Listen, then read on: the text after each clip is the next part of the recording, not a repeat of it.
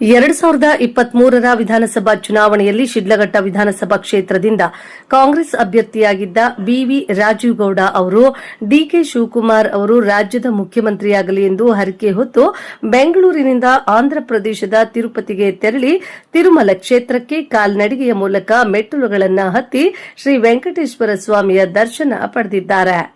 DK Shivakumar ಅವರ ಮೇಲಿರುವ ಅಭಿಮಾನ ಹಾಗೂ ಅವರು ಶೀಘ್ರದಲ್ಲೇ ಮುಖ್ಯಮಂತ್ರಿ ಗದ್ದುಗೆ ಏರಲಿ ಎಂಬ ಆಶಯದೊಂದಿಗೆ ರಾಜೀವ್ ಗೌಡ ಮತ್ತು ಅವರ ಬೆಂಬಲಿಗರು ಈ ಪಾದಯಾತ್ರೆಯನ್ನ ಕೈಗೊಂಡಿದ್ರು.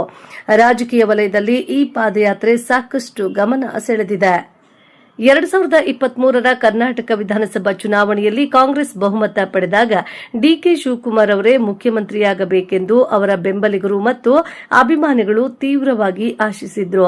ಆದರೆ ಹೈಕಮಾಂಡ್ ತೀರ್ಮಾನದಂತೆ ಸಿದ್ದರಾಮಯ್ಯನವರು ಸಿಎಂ ಆಗಿ ಡಿಕೆ ಶಿವಕುಮಾರ್ ಅವರು ಉಪಮುಖ್ಯಮಂತ್ರಿಯಾಗಿ ಅಧಿಕಾರ ಸ್ವೀಕರಿಸಿದ್ರು.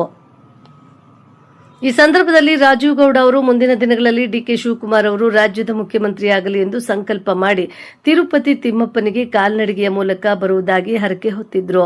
ಬಿವಿ ರಾಜೀವ್ ಗೌಡ ಅವರು ಕೇವಲ ತಿರುಪತಿಗೆ ಕಾಲ್ನಡಿಗೆಯಲ್ಲಿ ಪಾದಯಾತ್ರೆ ಮಾಡಿದ್ದು ಮಾತ್ರವಲ್ಲದೆ ತಮ್ಮ ಹರಕೆಯ ಅತ್ಯಂತ ಪ್ರಮುಖ ಭಾಗವಾಗಿ ಕೇಶಮುಡಿಯನ್ನು ಸಹ ನೀಡಿದ್ದಾರೆ.